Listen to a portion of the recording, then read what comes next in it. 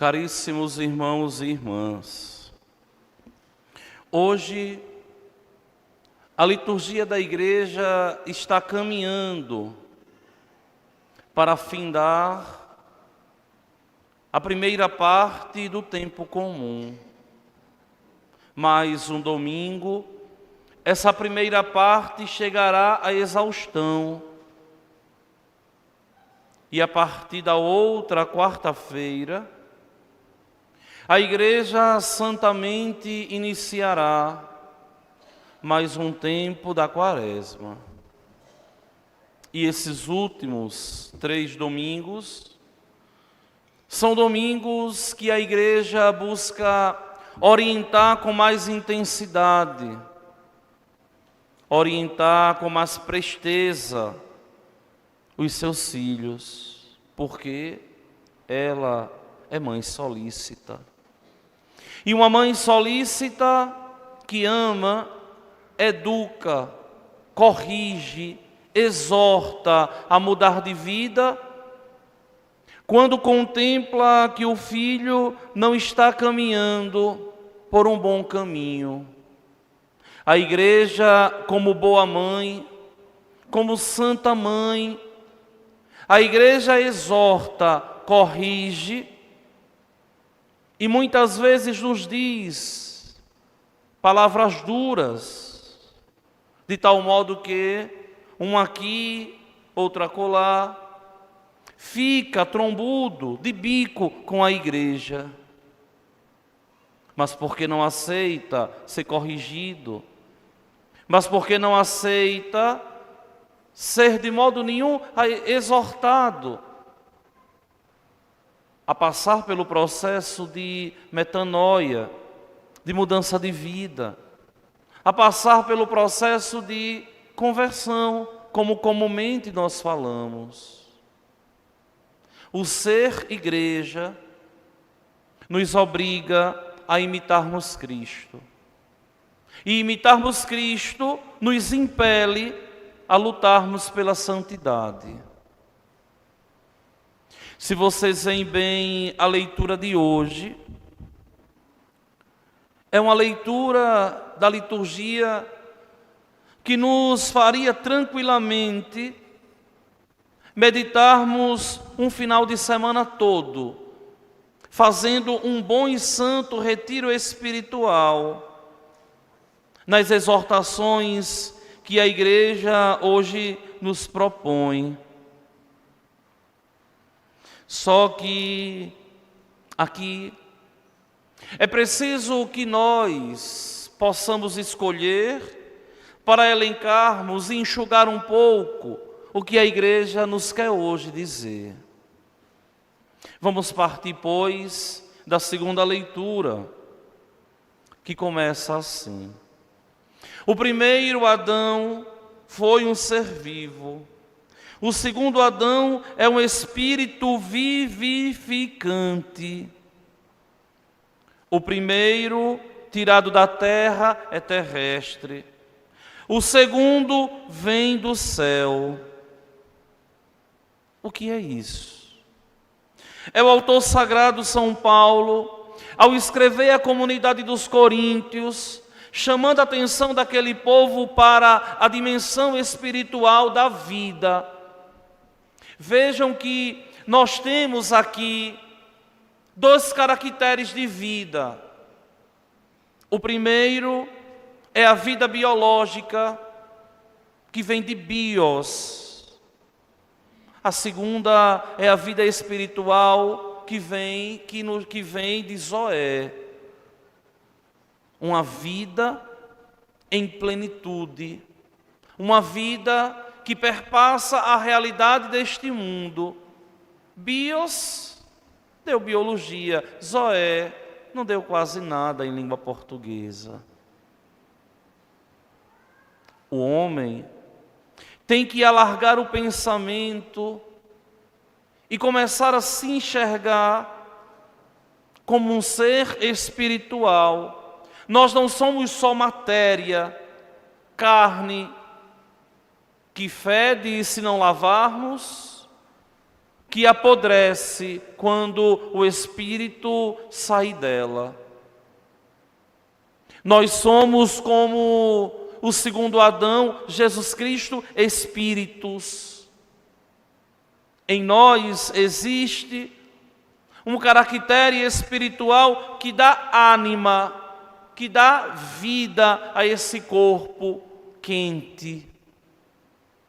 E é essa dimensão espiritual que nós somos chamados a observarmos, a cuidarmos, a zelarmos e buscarmos verdadeiramente alimentar em nós essa vida espiritual que nos mantém de pé todos os dias. Vejam que Paulo aqui é perfeito na sua colocação. O segundo Adão é um espírito vivificante. Não falou um espírito simplesmente vivo, mas um espírito vivificante, um espírito que dá a vida.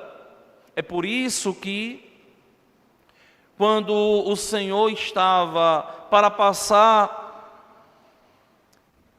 pela maior dificuldade de sua vida, a ser entregue, ser morto na cruz, nosso Senhor, Ele vai ali prefigurando a sua morte, Ele vai dizer: é preciso que eu vá para vos enviar o Espírito vivificador. É preciso que eu vá para que o Paráclito possa vir. Eles não entendiam, eles não compreendiam. Mas a morte de Cristo na cruz é uma morte que vivifica, que deu a vida, porque Ele morreu, é que nós somos eternos.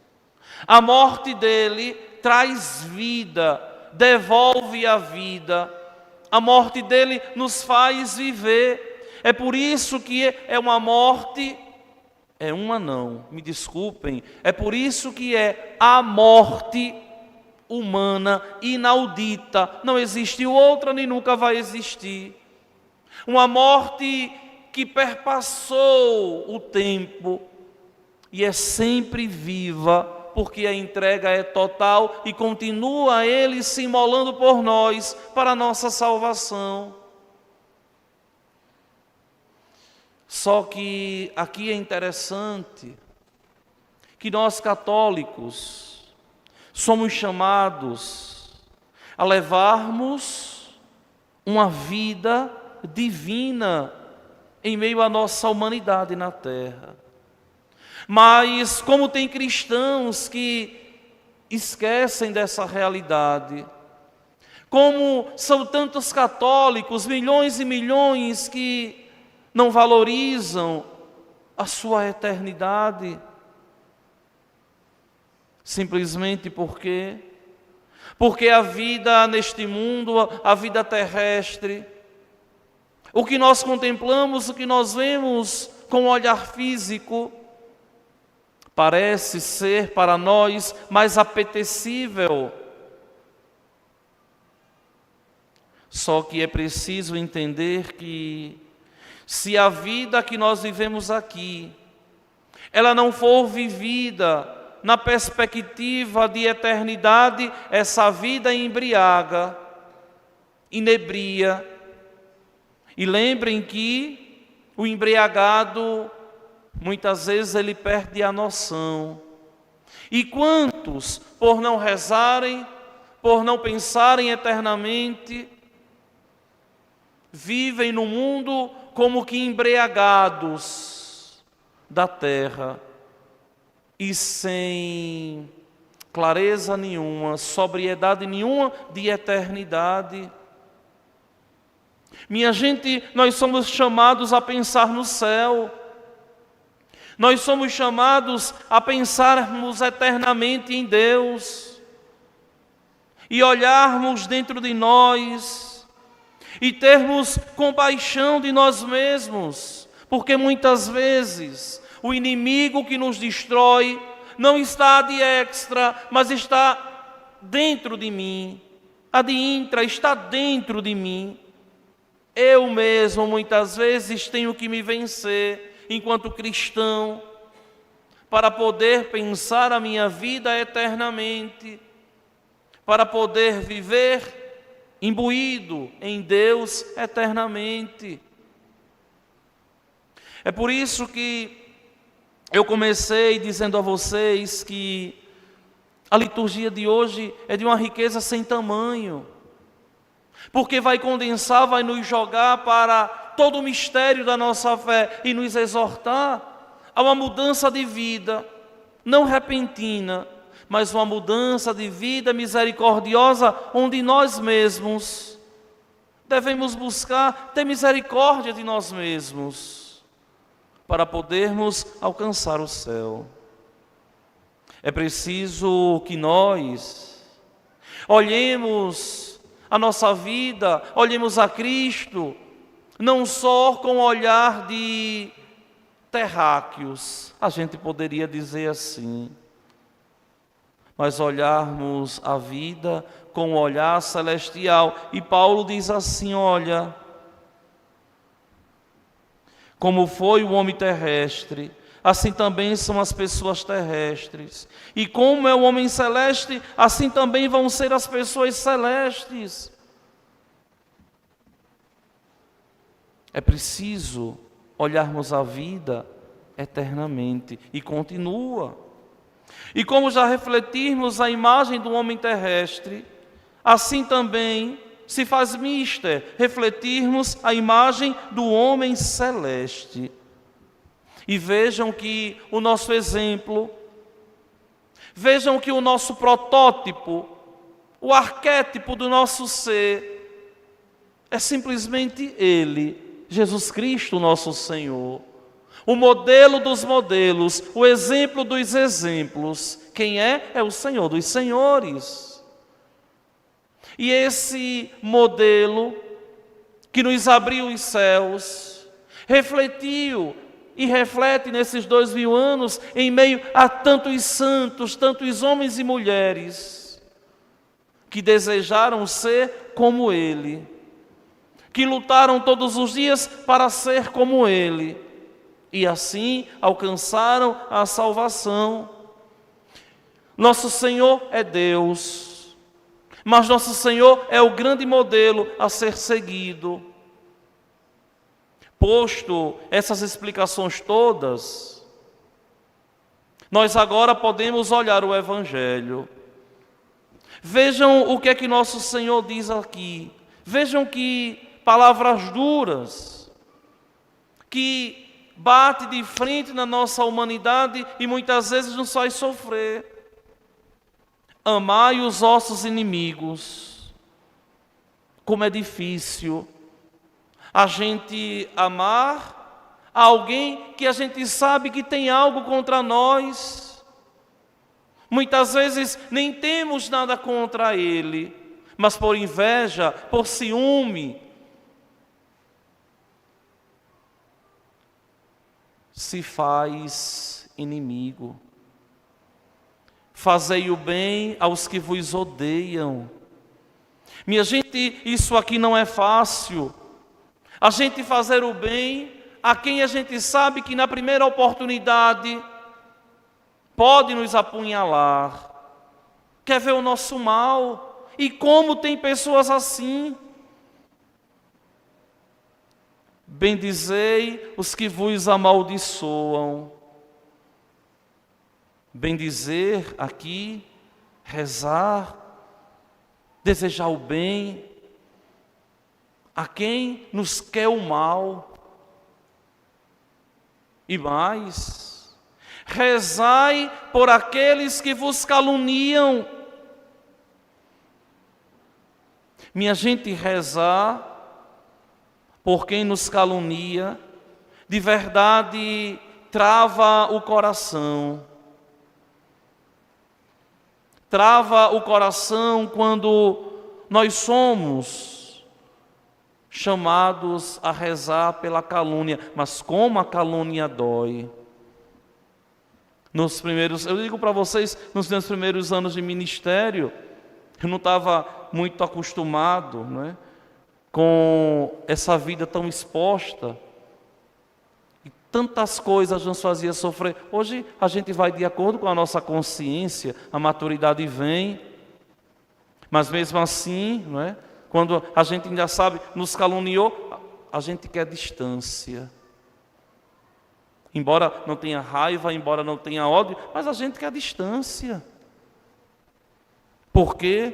Porque nós sabemos que estamos injustiçados. E isso por quê? Porque simplesmente ainda não somos totalmente celestes.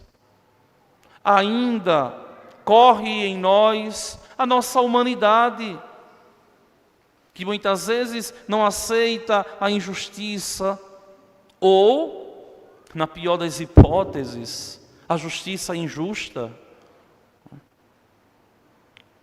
Não é fácil. E fazer essas 4 máximas que nosso Senhor aqui nos coloca, porque são 4 pensamentos fechados, condensados em um pequeno texto. Essas 4 máximas aqui são dificílimas de serem vividas. E humanamente, eu vou dizer, quase que impossível. Só que nosso Senhor, Ele está simplesmente aqui, nos falando dEle. Ele amou os inimigos. Ele fez o bem a quem verdadeiramente o odiou. Ele bendizeu a quem o amaldiçoou. E Ele rezou por aqueles que os caluniaram. E Ele, aqui, é o grande modelo, é o grande exemplo. E mais, se alguém te der uma bofetada numa face, oferece também a outra. Se alguém te tomar o manto, deixa-o também levar a túnica. Dá a quem te pedir, e se alguém tirar o que é teu, não peças que o devolva. Ou seja, seja pacífico, amoroso, até com quem não te ama. Minha gente, isso aqui não é fácil. Isso aqui é um programa de uma vida toda. E muitas vezes, nós passaremos uma vida toda para vivermos isso aqui. Porque em nós existe um desajustamento, uma desarmonia. Porque somos, desde o núcleo primeiro, pecadores. Esse desajustamento que nós chamamos de concupiscência sempre vai nos levar a pecar. É por isso que, por mais que o homem trabalhe, por mais que o homem lute, por mais que o homem reze, sempre vai existir um animal ali não domesticado,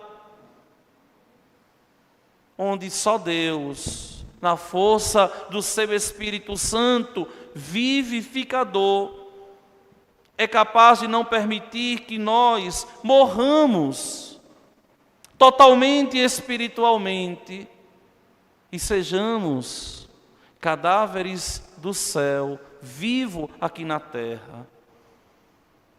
Tanto isso é forte na igreja, que a igreja vai chamar de sacramentos dos mortos, o batismo e a confissão, daqueles que estão mortos para Deus, e o batismo faz viver, e a confissão faz viver, faz tornar a vida, porque quem está em pecado mortal, simplesmente está morto para Deus. E aqui, o texto santo continua nos exortando: o que vós desejais que os outros os façam, fazei-o também vós a eles. E se amais somente aqueles que vos amam, que recompensa tereis? Minha gente, não é fácil a gente tratar bem, a gente amar alguém que a gente sabe que nos fez mal. Eu digo isso, não é? na minha própria carne, por experiência própria como pastor. Eu que sou de um temperamento sanguíneo colérico, muitas vezes preciso, segurar, domar o animal para poder fazer o reino de Deus, nosso Senhor, prevalecer. Hoje eu passei o dia todo pregando em Espinosa, no congresso do comício de lá, da Legião de Maria. Cheguei praticamente agora na hora da missa. E eu vinha dizendo a Patrícia, Edilene, Érica, Edgar, que foram comigo, que passaram um dia lá, eu vinha dizendo assim, olha, muitas vezes a gente tem que amar pessoas que nos fizeram sofrer tanto na vida. Esse alguém me fez sofrer tanto, talvez quem mais me fez sofrer. E é preciso amar, é preciso zelar, é preciso respeitar, para podermos viver o Evangelho. Mas não é algo que é fácil, é difícil. Eu lembro de uma vez que uma pessoa me relatava e me dizia assim, olha padre, quando eu vou à igreja, que eu vejo determinada pessoa, a minha carne treme toda pelo mal que me fez. A minha carne treme toda, padre, uma vontade tão grande de revidar. Mas o revide, a revanche, nunca foi cristã. Tanto não foi cristã, que o Senhor morrendo no madeiro da cruz, nos deu o exemplo mais humano que o homem divino, totalmente humano, nos deu, o maior exemplo por excelência, morrendo na carne e vivo totalmente no Espírito. Pai, perdoai-lhes, eles não sabem o que fazem. Apesar de tudo, ele ainda viu a maldade dos homens como inocência. Que Deus é esse? Que ama o homem com amor incondicional e que nós somos chamados a sermos perfeitos, como Ele e o Pai são perfeitos. E a medida do nosso amor não é a capacidade que nós temos de amar, mas a medida do nosso amor enquanto cristãos é um amor sem limites. Vejam, e é o próprio Senhor quem vai nos dizer: amai-vos uns aos outros como eu vos amei. Um amor ao extremo da vida.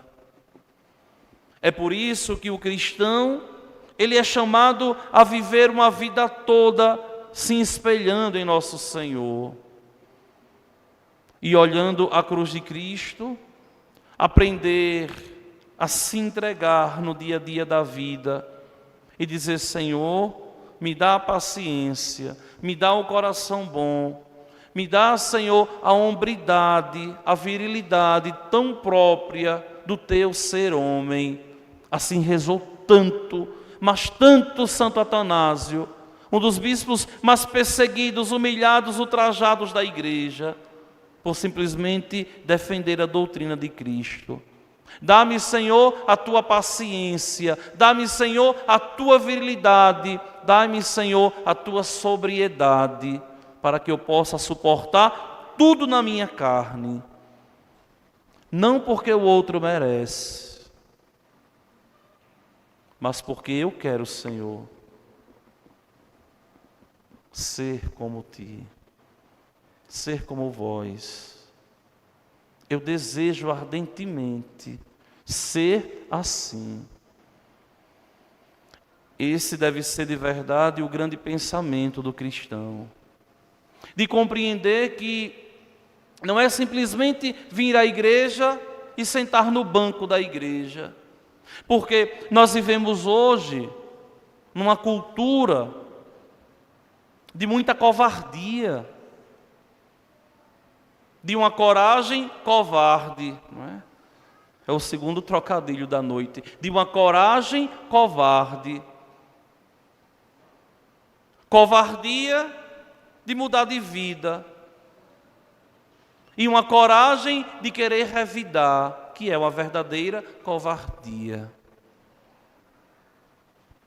Nós vivemos em uma cultura onde as pessoas não querem o difícil da vida, mas só facilidade. E muitas vezes ficam condicionadas à facilidade. Eu não sei se vocês já se depararam com a situação mais ou menos assim. De vez em quando eu passo por isso e eu fico observando e fico rindo sozinho. E tem vezes até que eu brinco com a pessoa se eu ver que a pessoa deu liberdade ali. Você vai comprar determinada coisa e a coisa ali custa R$15 e você vai dar uma nota de R$20 e a pessoa vai na calculadora e coloca 20 menos 15. Impressionante.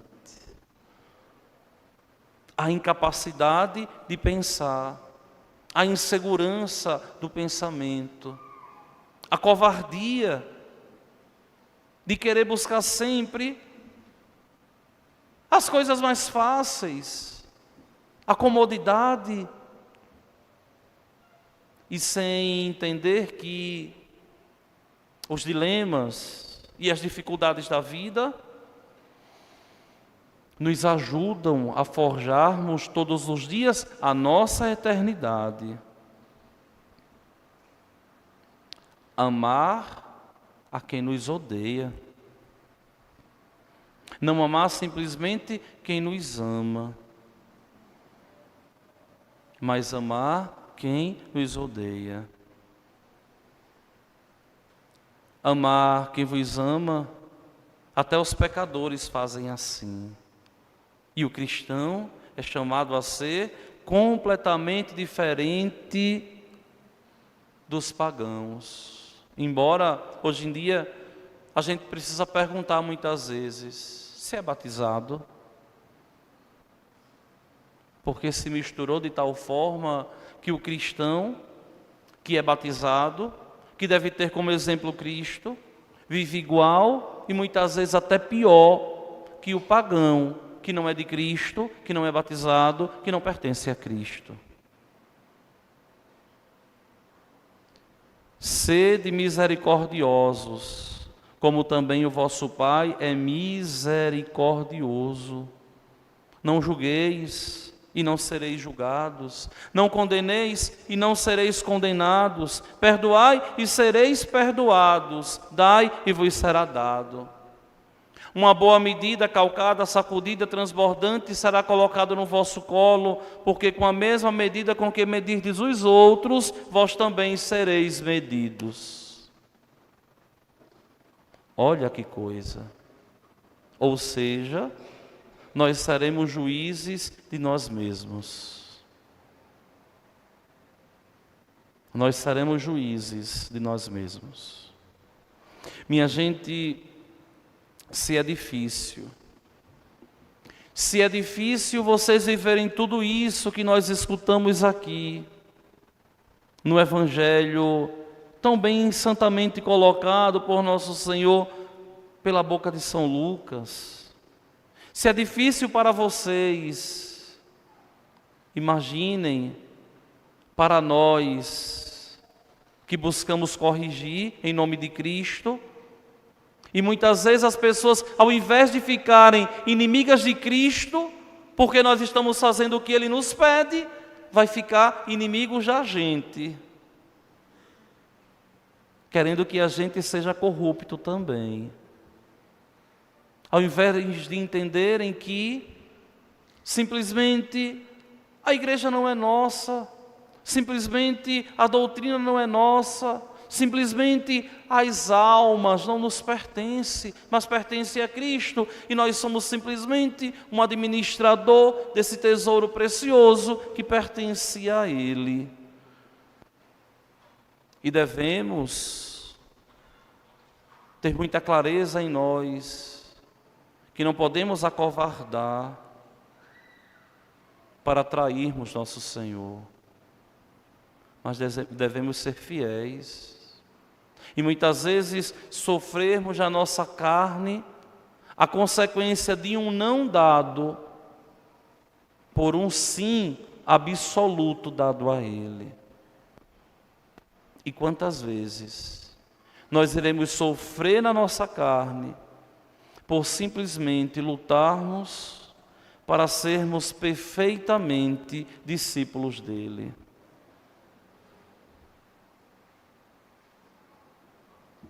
Simplesmente nós temos que entender que Ele assim terminou.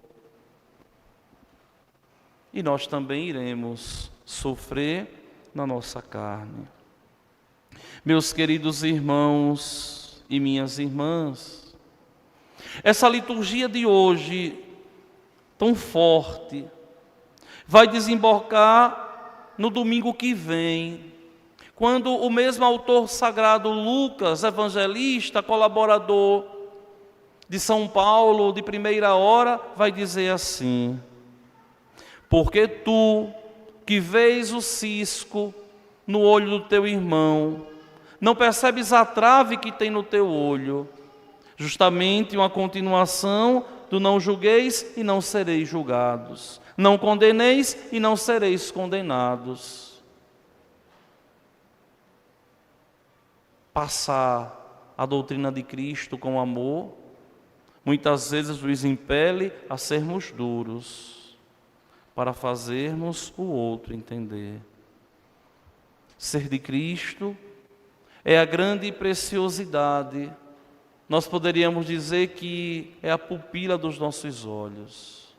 Sermos totalmente dele, para assim alcançarmos os céus. Que o Senhor, o bom Deus, nos ilumine e nos retribua a cada um conforme a sua justiça, conforme a sua fidelidade, como nos diz tão bem hoje a primeira leitura de hoje. O Senhor retribua a cada um conforme a sua justiça e a sua fidelidade.